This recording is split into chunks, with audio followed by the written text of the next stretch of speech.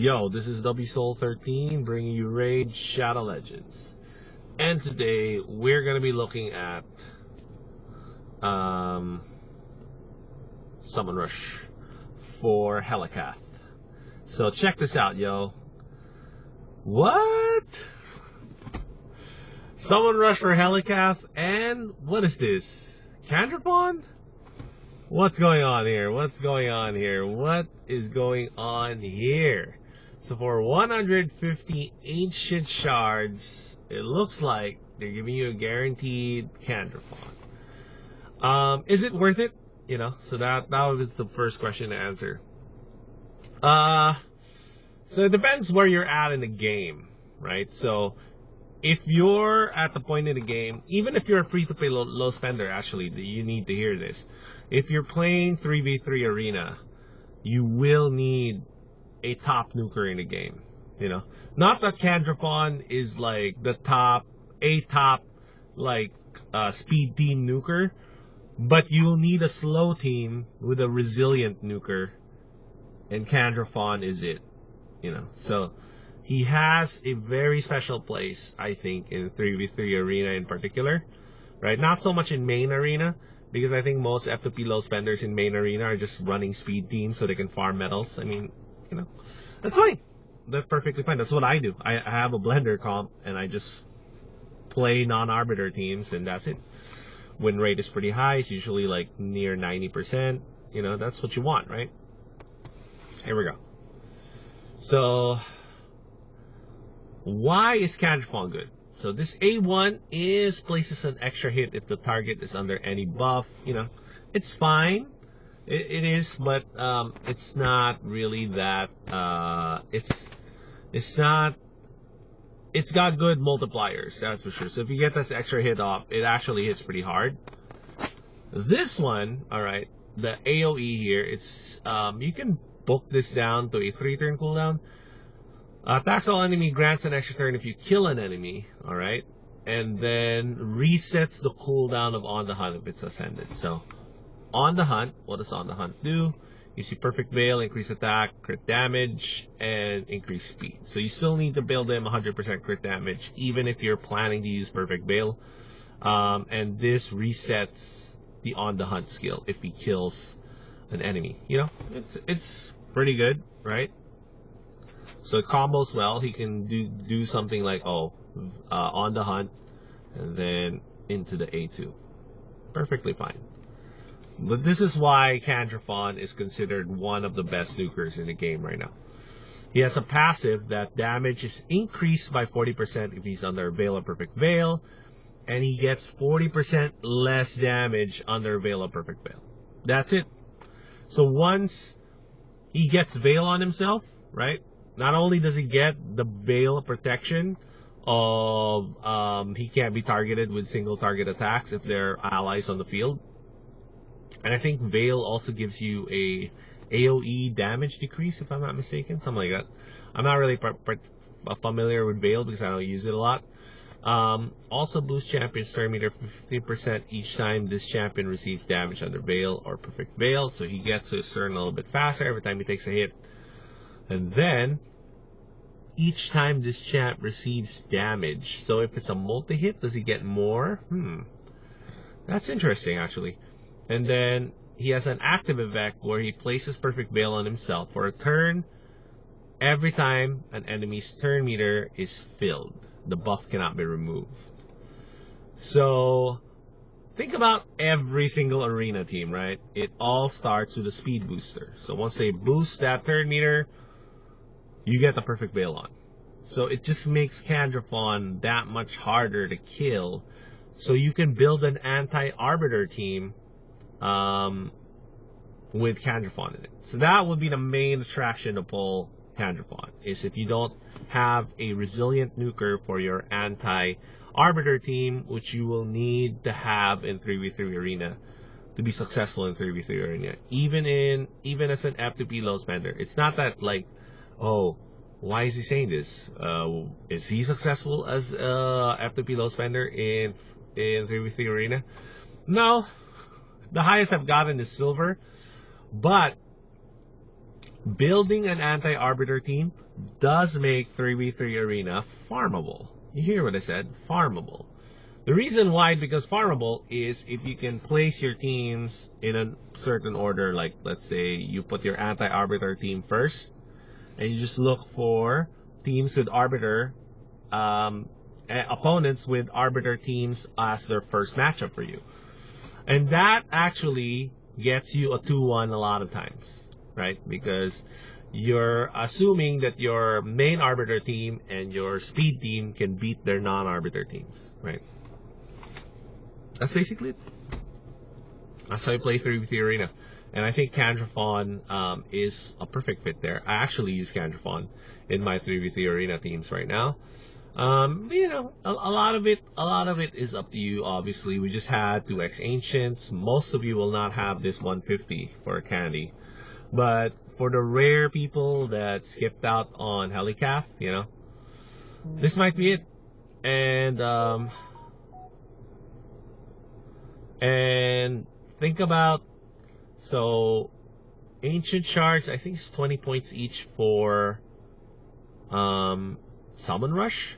150 here gives you 3,000 points. So you should be very close to the epic from there, right? But we'll see. We'll see how they priced out the epic. There's still, remember, if you followed my fusion plan, right? I told you straight up that this year Plarium actually did things in a way where it was predictable how much they asked for fusion events. So they would do 2,500, and that would be the top fusion event, fragment or rare for the fusion event for Champ Chase. So that was predictable. Summon Rush, 3,500 was where you get the fragment. So if they're keeping with the same thing, it should be 3,500 to get the epic. But, big but here. Helicath, like I've been saying, is a premium fusion event. So if you're gambling that you were gonna go for Summon Rush, I told you this when I did the fusion event plan, like the fusion plan for F2P Los Angeles. I told you go for Champ Chase because of the mitigation. That way, if you do have to overextend a little bit, if they decide to up the price for Summon Rush, you won't be SOL. You know what I'm trying to say? Yeah? So let's see what's going on here. So we're doing a 10x, and alright. So on Friday to Monday, we're giving you a 10x chance of summoning some of the best champions that can stun. Alright. So we got Fushan, Asherlon, and Bigun for the legendaries, and Husk, Armina, Magnar, Miscreated Monster from Ancients and Sacreds. Wow, those are pretty good. Actually, those are pretty good. We'll talk about those once we get to the 10x. And the chances of summoning epic and legendary chance for Ancient Voids, Sacreds. Okay.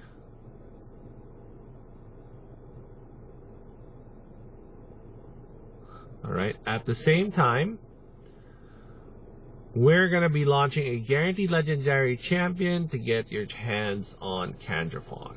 Right, 150th. And I think that it doesn't reset Mercy.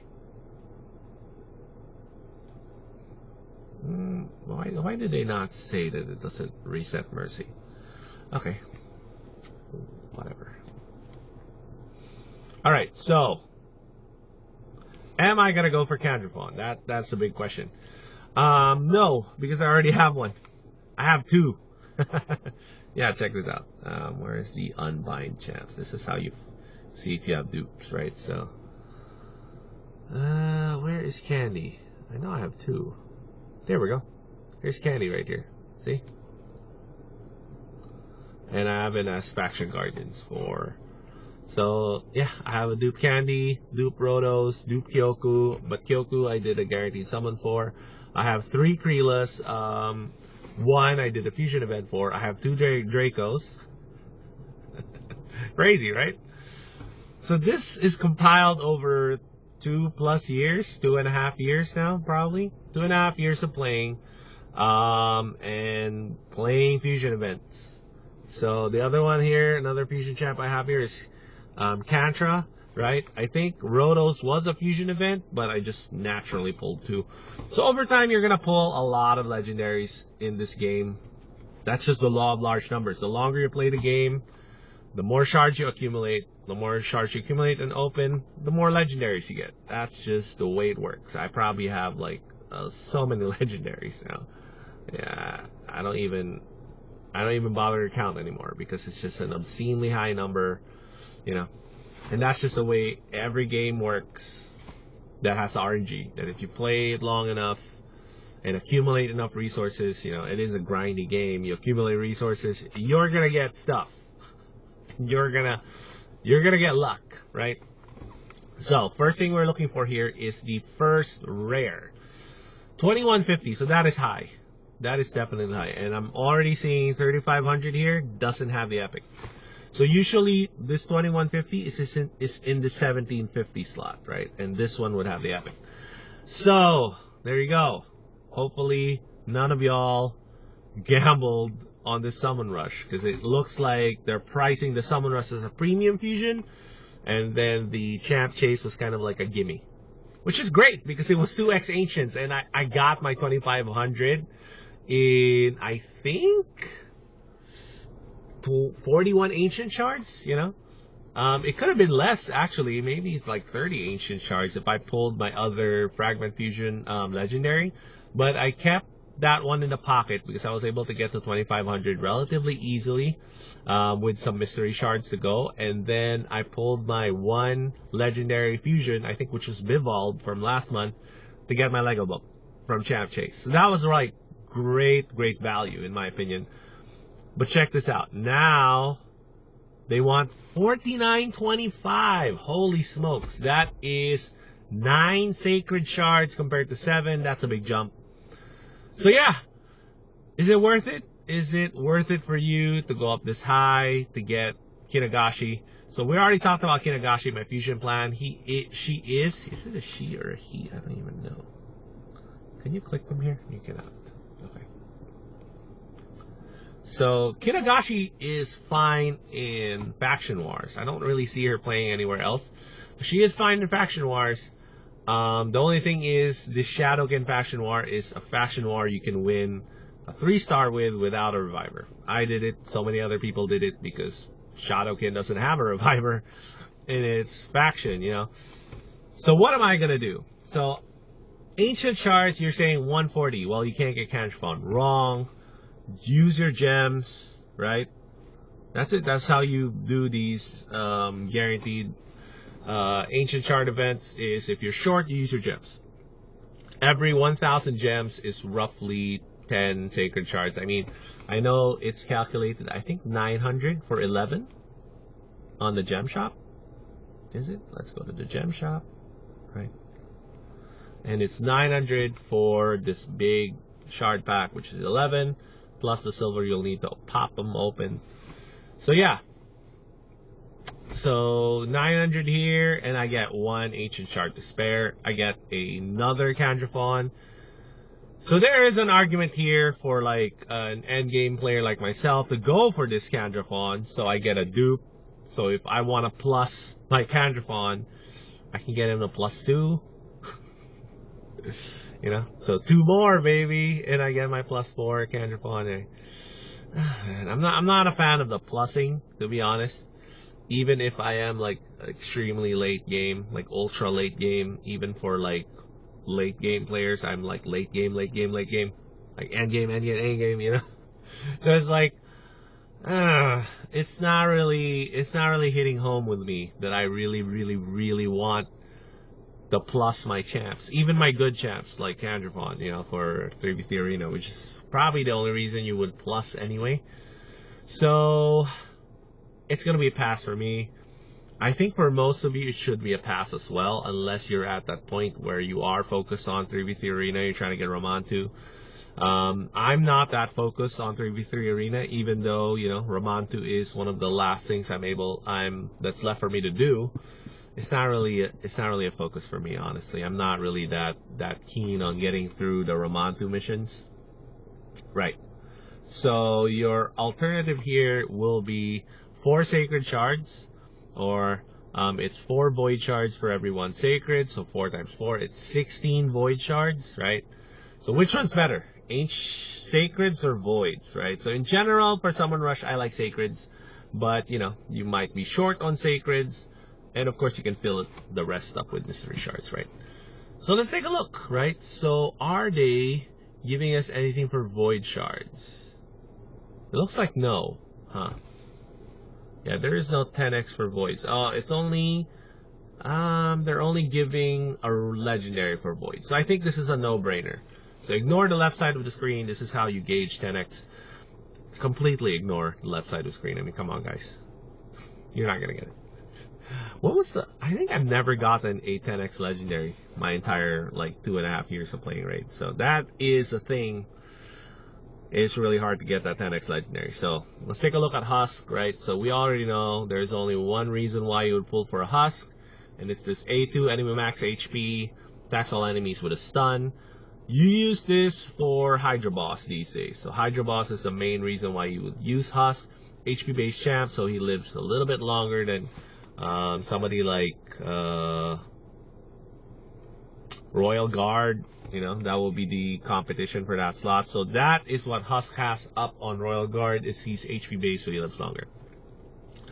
Next one is Armina. So Armina here, you want her for AoE decreased def, and then you steal 7.5% of turn meter from targets with decreased def on. So in Spiders, this is practically an extra turn. And then decreased turn meters of all enemies, so AoE decreased turn meter 20% and 75% of placing the stun. This books up to, what is this? 100% to place the stun. So this is 100% stunner right here.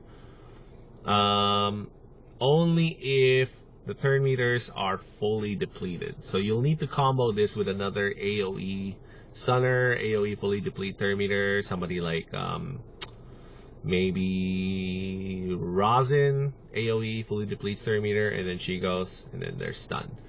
So, you know, it's a decreased turn meter champ, right? And then I think you fill this champ's turn meter 10% each time an enemy receives a stun buff. So she's got 2 AoE attacks. You could probably put her in stun set, and then you just have this kind of repeat over and over again. This A1 is single target A1, but can put stun on. So yeah, every time you get stun, you get turn meter, and then you can decrease def. Is this cool? Oh, okay. So it books down to a 3-turn cooldown. So Armina, pretty good to get if you get her. If you don't know, I have a F2P low spender team building guide on Reddit, and one of the roles is a decreased turn meter champ. So Armina, and also a decreased defense champ, AoE decreased defense. So Armina fills both roles, even though you will double up on your decreased turn meter as you progress through the game, triple up even in some cases. You know, in some cases you'd have like almost a whole team of just decreased turn meter. So that is a thing in this game, right?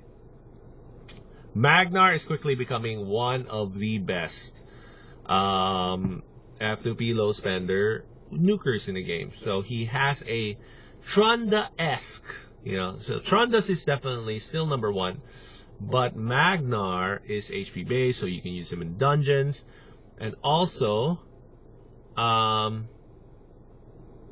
he places an extra hit on enemies without HP burn. So this is actually a lot easier to trigger the extra hit, right? So you get a stun if they have HP burn on. If they don't have HP burn, he gets an extra hit. So that extra hit is basically a double attack, because this has like full multipliers as an AoE damage dealing attack. So you literally get double damage there. So it's really, really strong. Magnar is really, really good. And then debuff spread, right? And the debuff spread only happens on enemies that have HP burn. Also increases duration of HP burn. Alright, so, you know, he's kind of like, Magnar is probably a really good epic to get, regardless.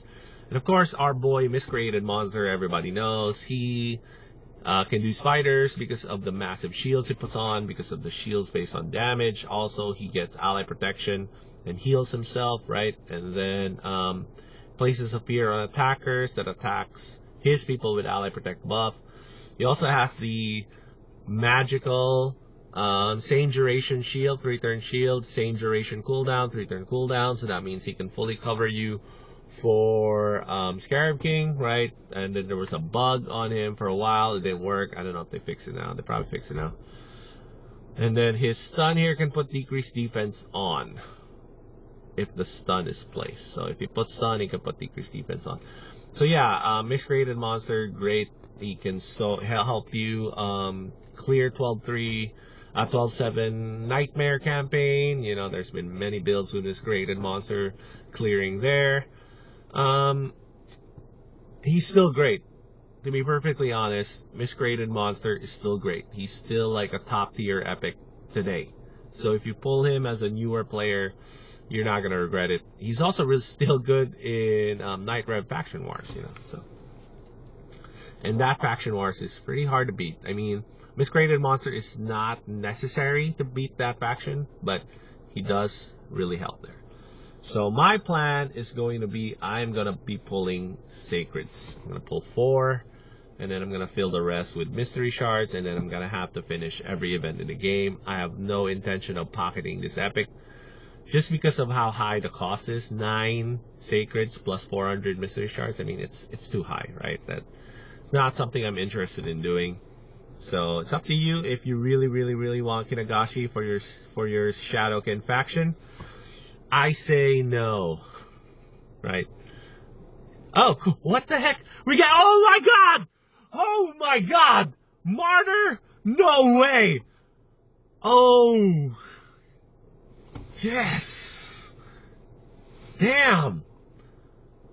Holy smokes. Alright, so Martyr, bro. She's still one of the best legendaries in the game. Like, Valk is objectively better, but Martyr does bring some things in Clan Boss that Valk doesn't. Decrease defense for one, decrease attack for another. Alright? That's only 50% decrease attack, 4-turn cooldown. And, you know. Places a 50%. Places provoke as well. Huh? I mean, it's fine. 100% chance. Ally death all battles 32%, but this is really the money skill right here because you also get increased death with your counter attacks, and it's a 3-turn cooldown. Only needs 1 book to be useful in Clan Boss. Wow, that is a really good pickup for me. Even though my Clan Boss teams are already set, basically. I mean, they are. I'm at the point in the game where Martyr is an amazing pull, but at the same time, I'm in no rush to put her up. I might put her up for like content, like related reasons, you know, but not for my account personally. Like, unless, I'm pretty sure I have a 1-key comp in there somewhere with Martyr there, so that might be a thing I do. But damn, this is really good. Wow. Wow. Off my first pull too. Damn. Alright. Alright. So I need 3 more. Yes. Sir. What? What? Double Lego? What the heck? No way. Oh. Longbeard too. So Longbeard has long been the go-to ally attack champ because he does attack with 4 allies instead of the 3. I think, who does 3? I think most of them do 3. He does 4. So, wow. And then their damage is increased by 20%. So, Longbeard has long been kind of the go-to blender comp before. But I mean, you know, Farrakhan does the job as well. Now you can probably program Krila to do the same thing because of the AI fix. Places weaken. Ignore shield and block damage. Not really a thing. Crit rate in dungeons. Yeah, so it could be a Clan Boss thing too, because you do have weaken, you do have ally attack, 4-turn cooldown on the ally attack though, which is a little bit unfortunate, right? And the weaken has a Huh, 2-turn cooldown on this weekend. That's actually kind of pretty cool. Alright, so, damn, wow, 2 legendaries back to back. What the hell is going on? I mean, you know, I need 2 more. But yeah, back to back Legos. I was like, am I gonna get a triple? Alright, Spider is actually not bad, guys. So if you have Spider, he fills a lot of niches. So he does decrease attack, he can put decrease defense and weaken, and he places it. He doesn't put it on, right? So placing, this one doesn't do damage. It's a 5-turn cooldown though, so it's a really, really long cooldown. And he increases ally speed in dungeons 25%. This is a big aura right here, you know. So Spider actually, and then he can remove buff. So he has, and then he decreases buff duration as well, AoE. So he has a lot of niche purposes, right? So Spider, definitely one of the underrated epics, I think, in the game right now. I wouldn't like put him up there immediately, but he is pretty underrated in my opinion. So Spider, I think somebody you can look at if you're kind of like struggling for a utility champ, you know. So I did use my Spider to great effect in my account. He's part of my original F2P Spiders 20 team that took down Spiders 20 without Cold Heart, without Miscreated Monster, without any of the meta champs, no legendaries, right? Spider was one of the guys in that team. So, you know, he's really good. And then this is going to be the last Sacred I pull for today. Alright, so what's this? Oh, Grokus. Is he the one that heal reduction, decrease speed? Okay, so leech, decrease speed, heal reduction, decrease attack. Attacks all enemies, 80% chance of decrease attack, books up to 100, 3-turn cooldown. So you can put decreased attack up against clan boss. The only thing is decreased speed is not a thing in clan boss. He does have leech for clan boss, speed in dungeons. Yeah, not that great. I'd say Grokus isn't that great. So yeah, the rest I'm gonna pull mystery shards on, right? And that should get me my rare for Summon Rush. And I'm gonna be seeing you all next time. Thanks for chilling. I guess if you could chill with all the screaming. See y'all next time.